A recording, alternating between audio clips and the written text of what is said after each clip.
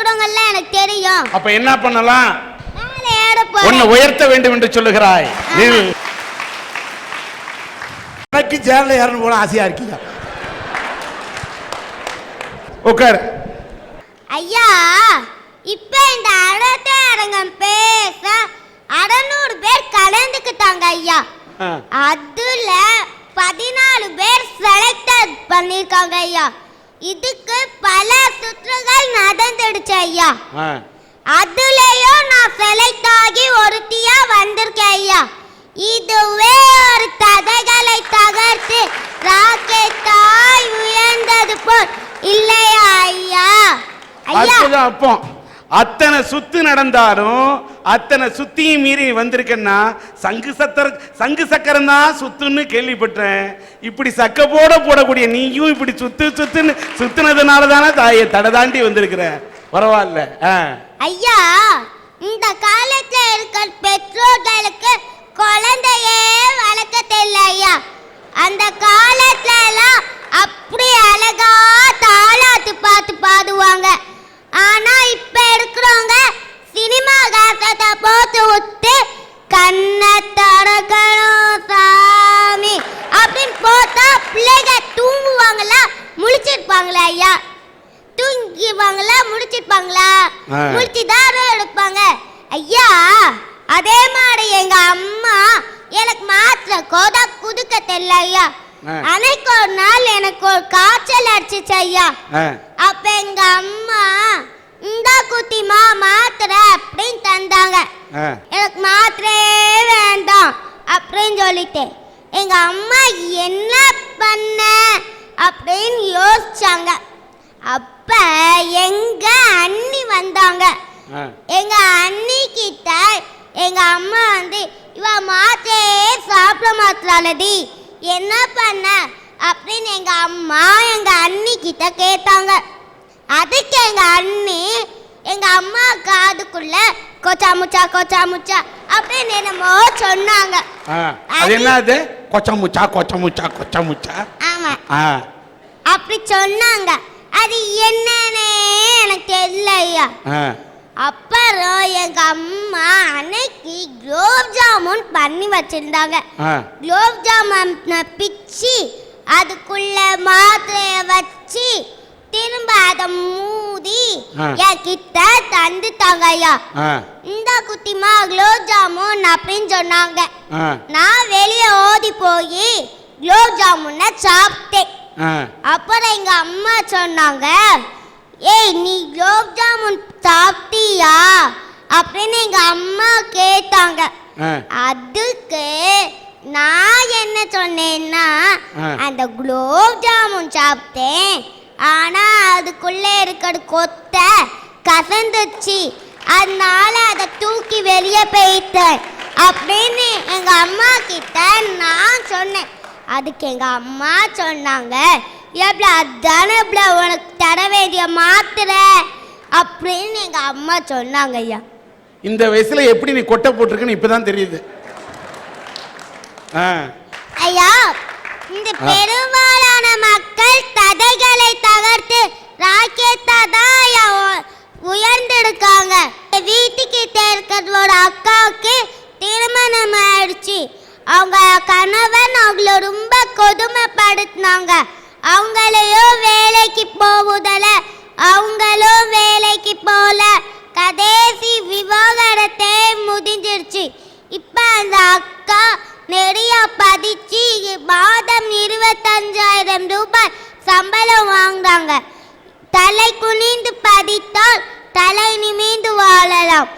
இது தடைகளை தகர்த்து ராக்கெட்டாய் உயர்ந்தது போல் இல்லையா ஐயா?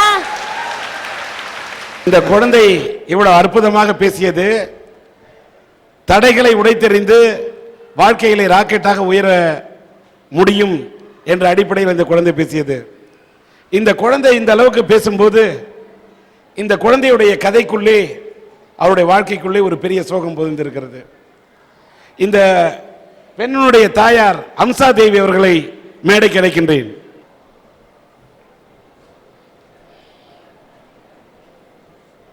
வணக்கம், வாங்கம்மா, இங்க வா. எல்லாரும் இன்னைக்கு இந்த குழந்தை பேசும்போது கை தட்டுறாங்க. ஆனா இந்த குழந்தையோட வாழ்க்கையில் ஒரு பெரிய தடை என்ன தெரியுமா? இந்த அம்மா அம்சா தேவிக்கு திருமணமாகி அவர் கணவரோடு அவர் வாழ்ந்த வாழ்க்கை ஒரே ஒரு வருடம். அவருடைய வாழ்க்கை ஒரு தொடர்கதையாக இருக்கும் என்று நினைத்தார். ஆனால் வாழ்க்கை சிறுகதையாகிவிட்டது. இந்த குழந்தையை பெற்றெடுத்து இந்த குழந்தையோட அப்பா இன்னைக்கு எங்க இருக்காரோ, யார் கூட வாழ்ந்துட்டு இருக்காரோ, அவர் சந்தோஷமா வந்துட்டு இருக்காரு. ஆனால் இந்த குழந்தையை காப்பாற்றி வளர்த்து இந்த அளவுக்கு ஆளாக்கி இன்னைக்கு பட்டு சட்டுக்கா போட்டு விட்டு இந்த குழந்தையை இப்படி பட்டு பட்டுன்னு பேச வச்சு படிக்க வச்சது யார் தெரியுமா? இந்த தாய் அம்சா தேவி. அது மட்டுமல்ல, தன்னோட கணவர் தன்னோட வாழ்க்கையை விட்டுட்டு போயிட்டாருங்கிறதுக்காக இந்த அம்மா வாழ்க்கையை விட்டுட்டு ஓடல. 2000 ரூபாய் சம்பளத்தில் தன்னுடைய வாழ்க்கையை தொடங்கி எம்ஏ படிச்சாங்க. எம்ஏ படிச்சதுக்கு மீண்டும் படித்து எம்எட் பிஎட் படிச்சாங்க. இன்றைக்கு எம்ஃபில் படித்து அந்த தேர்வையும் அவர் எழுதியிருக்கின்றார். இன்னைக்கு கஷ்டப்பட்டு உயர்ந்து 2000 ரூபாய் சம்பளத்தில் இருந்தவர் 25,000 ரூபாய் சம்பளம் பெறக்கூடிய அளவுக்கு வாழ்க்கையில் உயர்ந்திருக்கிறார் என்று சொன்னால் ஒரு பெண்ணின் தனி மனித போராட்டம். அந்த தன்னுடைய தாயின் அந்த தடைகளை உடைத்து தன் தாய் போராடிய போராட்டத்தை இந்த பிஞ்சு குழந்தை பார்த்த காரணத்தால் தான் இப்படி போடு போடு என்று இந்த பொண்ணு பேச முடிஞ்சது. இந்த குழந்தையால் எப்படி பேச முடியும் என்று யாராவது நினைத்தால் இந்த குழந்தை தன் தாய் வாழ்ந்த வாழ்க்கையை பார்த்திருக்கிறது. அதனால இந்த குழந்தை பேச்சு. இந்த ரிஹர்சலுக்கு வந்த பிறகு நான் இந்த குழந்தையை பார்த்து கேட்ட காலையில், இப்படிலாம் நல்லா பேசுறிய சிவனந்தனா, இதுக்கு காரணம் என்ன? உங்க அப்பாவா? உங்க அப்பாவை பத்தி ஒரு 4 வார்த்தை பேசுறியா நீ மேடையில் அப்படின்னு கேட்டேன். அதற்கு அந்த குழந்தை என்ன சொன்னீங்க? அந்த வார்த்தையே நான் வாழ்க்கையில சொல்ல மாட்டேன். உங்க அப்பாவை பத்தி நான் பேசுறியான்னு கேட்டதுக்கு அந்த அப்பா என்ற வார்த்தையை கூட நான் உச்சரிக்க மாட்டேன் என்று இந்த குழந்தை சொல்லுகிறது என்று சொன்னால் அந்த குழந்தையோட மனசுல கூட இந்த உணர்வு பாருங்க. உங்க அப்பாவை பத்தி ஏதாவது பேசுவியா? மைக் கொடுங்க. நீ உங்க அப்பாவை பத்தி நல்லா பேசணும்னு சொல்ல, அப்பாவை பத்தி நீ என்ன நினைக்கிற? கெட்டவங்க நினைக்கிறேன். கெட்டவங்க நினைக்கிறேன். அதனால அவரை பத்தி பேச மாட்டியா? உனக்கு எல்லாமே அம்மா தானா? சார், வாழ்க்கையில் தடைகள் அப்படிங்கிறது எல்லாத்துக்குமே வரலாம். ஆணா இருக்கலாம், பெண்ணா இருக்கலாம். யாருக்குமே தடைகள்ங்கிறது வராமல் வாழ்க்கையே இல்லை. ஆனால் அந்த ஒவ்வொரு தடைகளையும் படிக்கற்களாக மாற்றி மேலே மேலே முன்னேறணும். இவா 5 மந்த்ஸில் நான் அம்மா வீட்டுக்கு வந்தேன். அவள் 2 இயர்ஸாக இருக்கும்போது ஸ்டேஜ் ஏற்றினேன் சார். அதாவது கடவுள் கொடுத்த எனக்கு ஒரே கிஃப்ட்டு அப்படின்னா அவர் மூலமாக எனக்கு கொடுத்தாரு. அது இன்னைக்கு நான் வருத்தப்படலை அவர் விட்டுட்டு போயிட்டாருன்னு. Because he wants to lead a luxurious life. He is leading it.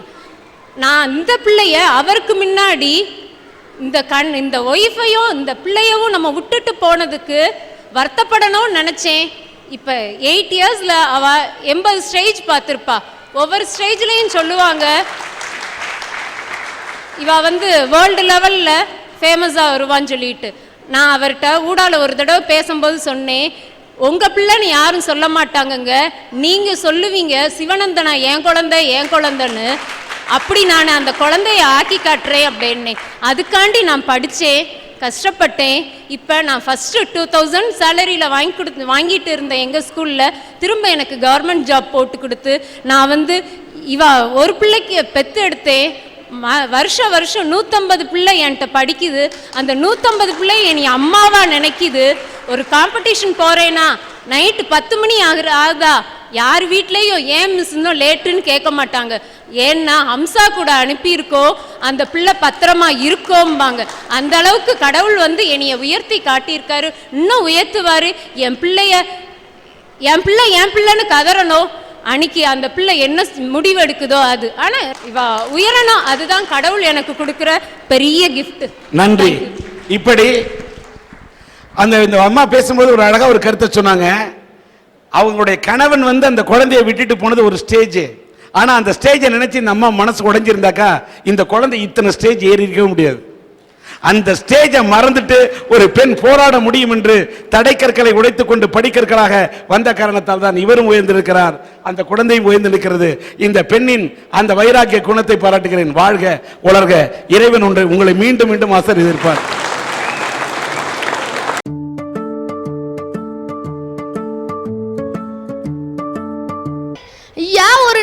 நாட்டுல தலைவிதியை நிர்ணயிக்கப்படுகிறது பள்ளிக்கூடத்துல இருக்க வகுப்பறைதாயா.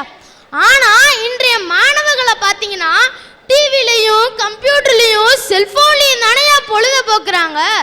டிவி எடுத்துக்கிறோம், வெறும் சினிமாவையும் நாடகத்தையும் அதுக்கப்புறம் வேற விளம்பரத்தையும் தானையா பாக்குறாங்க. விளம்பரத்தை பார்த்துட்டு பல பேரோட வாழ்க்கை வீணா போயிருக்குங்கய்யா. நானும் அப்படிதாங்கய்யா. விளம்பரத்தில் சொன்னாங்க நன்கு வளர வேண்டுமா அப்படின்னாங்க. ஏன் வளர்ச்சி கொஞ்சம் கம்மி, நம்மளும் வாங்கி சாப்பிடுவோன்னு சாப்பிட்டையா 2 மடங்கா இப்படி வளர்றதுக்கு பதில 4 மடங்கா இப்படி வளர்ந்துட்டு இருக்கீங்கய்யா. அந்த அண்ணே குதிச்சிருக்காங்க. நான் இம்த்து குழந்தையா இருந்தவா இவ்வளோ பெருசா ஆயிருக்கேன். அவங்க வாங்கிட்டு வந்தாங்களா, டப்பாவை திறந்தாங்களா, அதை எடுத்து வாயில மொக்குனாங்கள, அதனால தான் அவங்க இப்படி வளர்ப்பதுல இப்படி வளர்ந்துருக்காங்க ஐயா. அதை முறையா பால்ல போட்டு குதிக்கணும் ஐயா. ஐயா இப்ப வந்துச்சு பாருங்க செல்போனு, காதை விட்டு எடுக்காம அடிக்கிறாங்கய்யா. எங்க போனாலும் செல்போனு. ஏன் அன்னைக்கு அப்படிதான்யா அந்த ரோட்ல பார்த்தேன், ஒரு அக்கா நடந்து போயிட்டு இருந்தாங்க, காதல் எதையும் மாட்டிக்கிட்டு தானா புலம்பிட்டு போறாங்க. நான் கூட அந்த அக்காவுக்கு பேய் பிடிச்சோ யாரு பத்தவில்லையோ நினைச்சேன்யா. கடைசியில தான் தெரிஞ்சிச்சு அந்த அக்கா பாட்டுனால மயங்கப்பட்டு கவர்ச்சி அடைஞ்சிருக்காங்கன்னு. ஆகவே இன்றைய பெரும்பாலான மக்கள் மத்தாப்பு கவர்ச்சியில தான் மயங்கி கிடக்காங்க. ஐயா வடலூர்ல உள்ள லாமலிங்க சாமி நம்மளுக்கு எல்லாத்துக்கும் தெரியும். அவரை வள்ளலார் வள்ளலார்னு சொல்லுவாங்க. அந்த வள்ளலார் ஒரு நாளைக்கு விருந்துக்கு போறாருங்கய்யா. அந்த விருந்துக்கு போகும்போது எளிமையான ஆடை அணிஞ்சிட்டு போறாரு. ஆனா அங்க உள்ள காவல்காரோ இங்க ஏழைங்களுக்கெல்லாம் விருந்து கிடையாது, பகட்டான வாழ்க்கை வாழ்றவங்களுக்கு தான் விருந்துன்னு சொல்லி அனுப்பிச்சாருங்கய்யா. உடனே போய் அந்த வள்ளலார் வீட்டில் உள்ள பளபளன்னு உள்ள ஜிப்பாவையும் பட்டு வேஷ்டியும் செயினையும் மோதிரத்தையும் போட்டு வந்தாருங்கய்யா. அப்ப காவலாளி சொன்னாரு, வாங்க சார் வாங்க சார் வாங்க சார்னு சொன்னாருங்கய்யா. விருந்துல போய் உட்கார்றாருங்கய்யா. விருந்தும் பரிமாறுறாங்க. உடனே வள்ளலார் என்ன செய்யறாருன்னா, அவர் அணிந்திருந்த ஆடைகளையும் செயினையும் நகைகளையும் கலட்டி வச்சுட்டு ஒரு இடுப்புல துண்டை கட்டிட்டு எந்திரிச்சு நின்றாருங்கய்யா. அங்க பார்த்துட்டு இருந்த ராஜா, உங்களை மாதிரி ஏழைங்க வந்து இந்த இடத்துல சாப்பிட்டாதான் எங்களுக்கு புண்ணியம்னு சொன்னாருங்கய்யா. அதுக்கு வள்ளலார் என்ன தெரியுமாயா சொன்னாரு, எனக்கு இந்த ஏழைக்காண்டி நீங்க உணவளிக்கல, அந்த பகட்டான ஆடைக்கும் மோதிரத்துக்கும் செயினுக்கும் தானே உணவளிச்சிங்க, அந்த ருசியான உணவை அந்த இதே சாப்பிட்டு போட்டும் சொன்னாருங்க ஐயா. அப்பதான்யா ராஜா உணர்ந்தாரு, கவர்ச்சினால மயங்க கூடாதுன்னுயா. கவர்ச்சி இல்லா வாழ்க்கையை கற்றுக்கொள், கவலை உனக்கில்லை ஒற்றுக்கொள், நீ நாளைய பாரதத்தின் நம்பிக்கை. ஐயா மத்தாப்பை எரியும் போது கவர்ச்சியாதாயா இருக்கும், கடைசியில் அது முடிகிறது கரிகட்டலைங்கயா. அது மாதிரிதான் ஒவ்வொருத்தனுடைய வாழ்க்கையும், அவனோட வாழ்க்கை முதல்ல கவர்ச்சியாதான் இருக்கும்.